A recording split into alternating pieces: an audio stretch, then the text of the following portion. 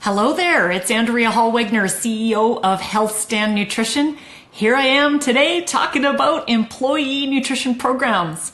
And I want to give you a sense as to what some of what I'd consider the gold star players of really sort of stepping it up in employee wellness are actually doing in their workplace.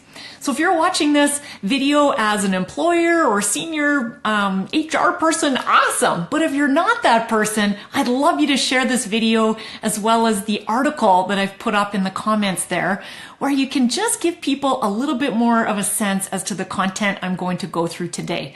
Because, as you guessed, I'm pretty passionate about fueling employees in a healthier, happier way. When we're eating better, I think all of us will agree we're going to feel better and perform better at work and on the job. So let's dive in here. A couple of things I want to get into first is just a sense as to what I've seen over the course of the last few years. I started HealthStand here back in year 2000 and have had a chance to work with not only thousands of people that are employed in various types of either corporate settings, field sites, remote sites, working from home, and certainly there's different challenges that each individual is going to face with their nutrition along the way. I've also had the chance to speak at organizations, conferences, conventions, and really dig in with organizations right on site to get a sense for how are we going to shift healthier eating patterns in their workforce.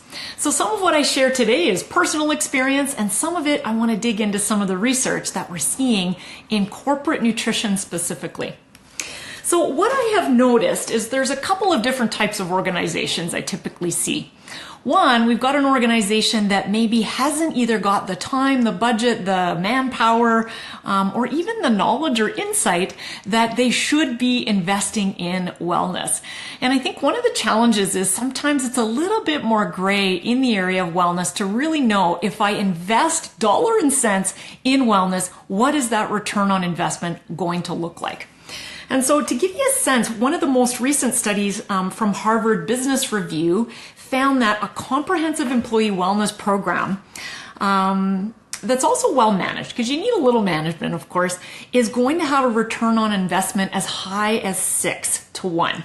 And so that means there is going to be some benefit and there is a little legwork to get it started, but we've got a lot of companies that can really sort of set the roadmap for you already, and you can kind of steal and use some of those ideas to implement within your own workplace. So whether you're just starting out, I know this video and the article I've provided here have got some interesting ideas for you to think about. So one organization that I do see is someone that just is starting out. Maybe they don't have an awareness. They're not really clear about even why they should or should not invest in wellness. And chances are, what I've noticed is that those in upper senior management that are personally invested in wellness tend to think about it for their employees as well.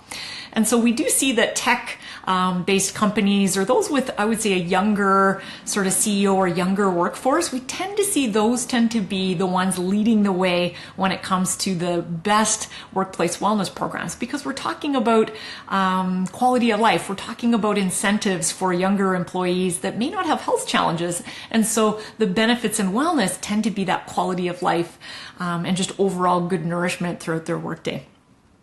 The second type of group that I tend to see is people that have fantastic, comprehensive wellness programs. They're really thinking about fitness. They're really thinking about mental health and stress management programs.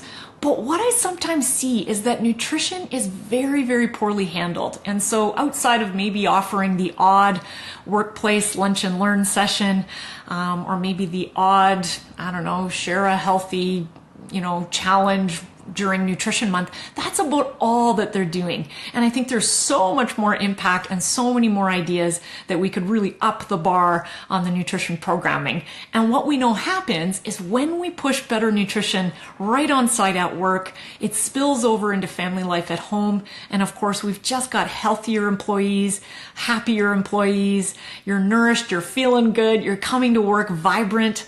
And that shows whether you're in sales or in creative roles, or you simply have really stressed out, really long work days. and in some cases, safety concerns as well. So better nutrition, we know it's going to lead to better health. We know it's going to lead to an immediate shift on overall energy levels and productivity. In fact, I can think of no more immediate, key, simple thing you can do to fuel better productivity at your workplace than simply making sure people are actually nourished and getting good food in throughout the day. It's funny that companies will spend thousands of dollars on productivity systems and technology and training when they really fail sometimes to even just look at the most basic fundamentals of what fuels productivity. And that's blood sugar control, and that's good food and regular meals and snacks throughout the day. So let's dig into a couple of things here. I want to give you the gold star players, and certainly you're going to read lots more in the article I've shared for you there. I'm going to highlight a couple of examples here. I want to talk a little bit about what Facebook is doing, because we know, of course, the tech industry is always sort of leading the way when it comes to innovation, including when it comes to employee nutrition. And so what I love about what Facebook has done in really emphasizing nutrition is they're talking about the importance of food breaks. Now, this sounds basic and typical for any company, but I'd like to encourage people to really make those food breaks away from their desk, away from their work environment, so that there's a sense of mindfulness, first of all, so that the food that you're eating registers in your brain that you're actually being nourished. And secondly, we know that's just important from a productivity standpoint, to step away, move away from your desk and computer and be able to, just get some healthy eating in. So it sounds funny, but does your company, I'm curious, let me know in the comments, does your company encourage food breaks to be away from the work environment and away from that desk? And if not, this is such a simple challenge you could do in your wellness department. Maybe you make it Nutrition Month, or maybe you make it coming up right away here on the 1st of whatever month, and you get that in motion as a challenge to encourage people to step away. I also think, I love this quote by Facebook's New York City based chef, and he had this to say based on the cafeteria that he's in charge of for Facebook employees. He said, "All businesses are looking for ways to increase productivity, recruit the best, and offer a benefit that the employees will perceive as a huge benefit. Why not cross all three of the list in one single swipe and do it through food?" Yes, I could not agree.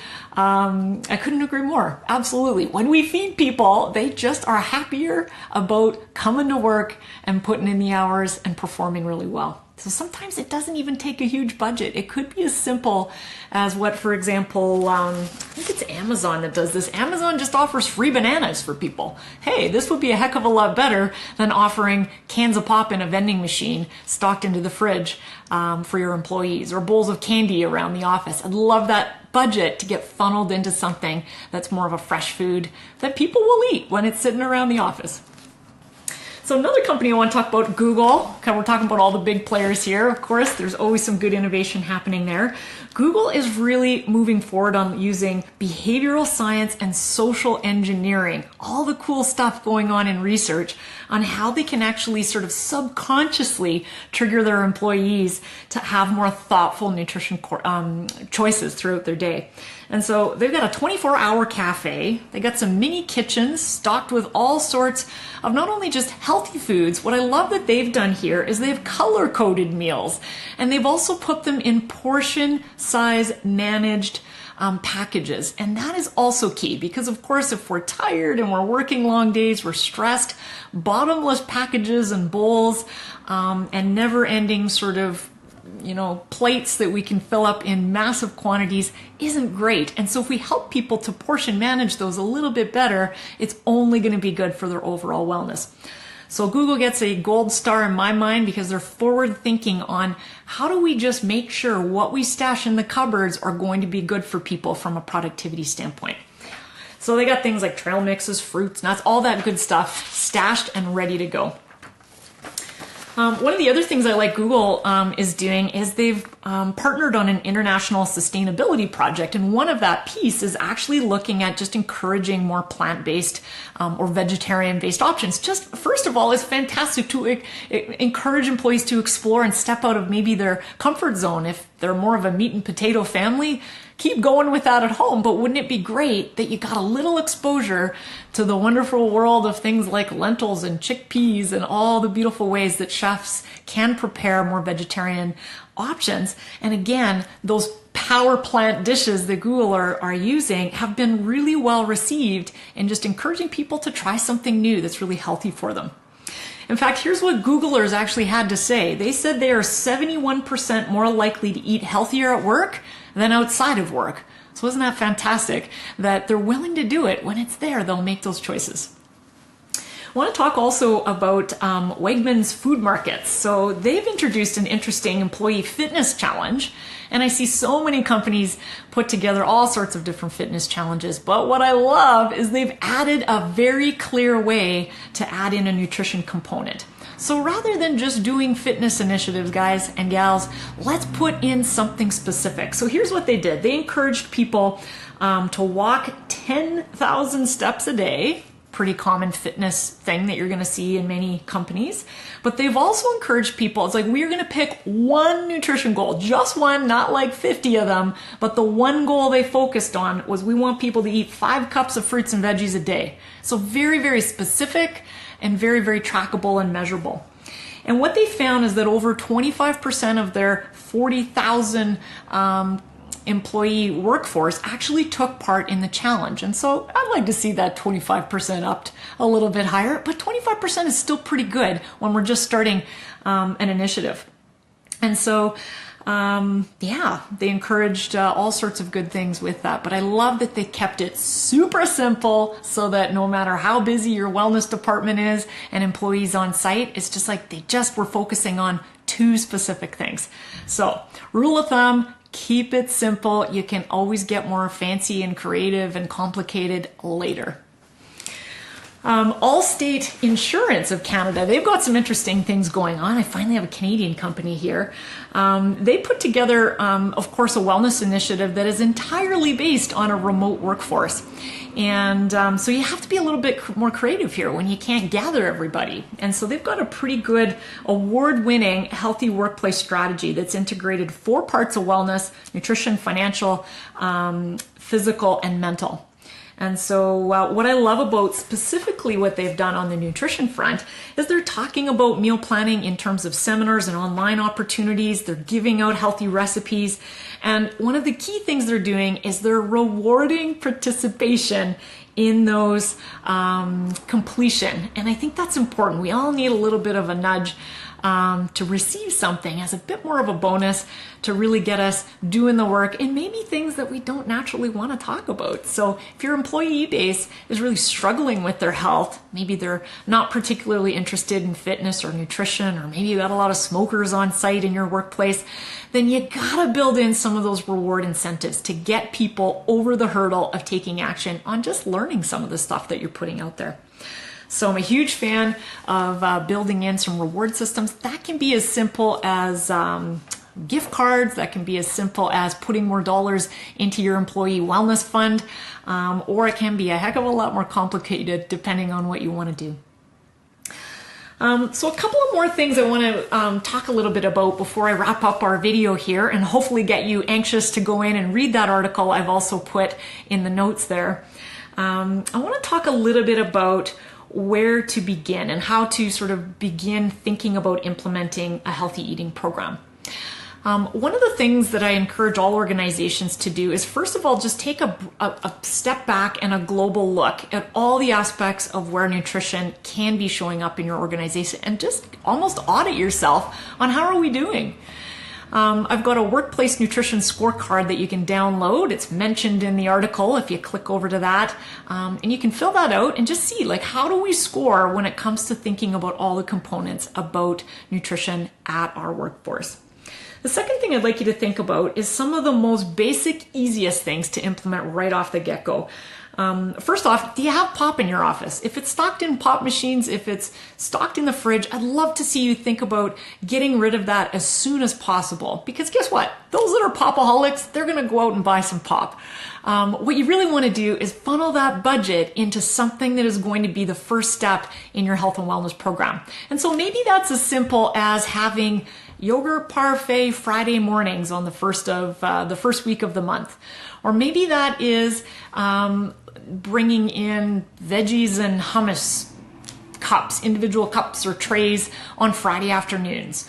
Or maybe that is Mondays are a drag for everyone and you make sure that we're stocked with a fresh fruit bowl to begin the work week, and it starts to dwindle as the week goes on. So whatever it might be, utilize that pop as well as bottled water. Again, save the cost of that. Install some reusable water filters on site. And just funnel that budget over into just that first piece of getting some good food on site in your office. Second thing I'd love you to think about is who are the health advocates or the winning people in your organization right now that already are rocking their health and wellness. Those are the people that you probably want to recruit into your first ever wellness program, or if they're not in your current wellness program, get them on board, because when we've got some really strong mentors in your organization, they're the ones that are going to make this successful for you. They're the ones that are going to say, hey, we're bringing in a yoga person. Have you thought about attending? They're the ones that are going to say, you got to do this. It's actually pretty good. They're the ones that are also going to be all on top of, let's say your company does a recipe challenge for the healthiest smoothie recipes or the best Buddha bowl that you can make for whatever that looks like grains and protein and legumes and veggies, whatever that looks like, your healthiest bowl challenge. They're the ones that are going to be out there promoting it and thinking about it and placing a submission and encouraging those maybe that aren't so healthy to jump on board.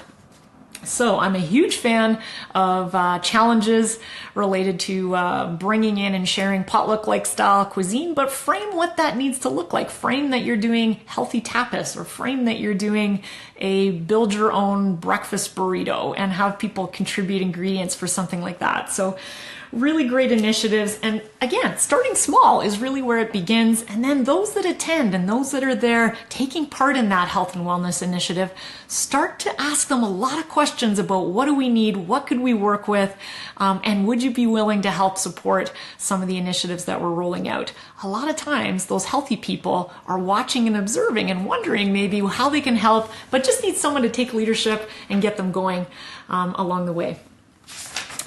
So what do you do next? My suggestion to you, if you found this video helpful, I'd love you to share it on your page. I'd love you to share the article that I've put in the notes there with your senior executive team, your benefits provider, your health and wellness team. Just encourage them to be looking at what some of the gold star players are doing, and definitely download that workplace nutrition scorecard that you can also find in that article. So I'm Andrea Holwegner, CEO of HealthStand Nutrition, and I'll see you next week. Again, same time, same place, talking about more nutrition subjects that are important to the clients that we serve here at HealthStand Nutrition, related to weight management, cardiovascular health, diabetes, disordered eating, picky eating, and just everyday family meal planning for people on the go. So we'll see you next time, and thanks again for watching.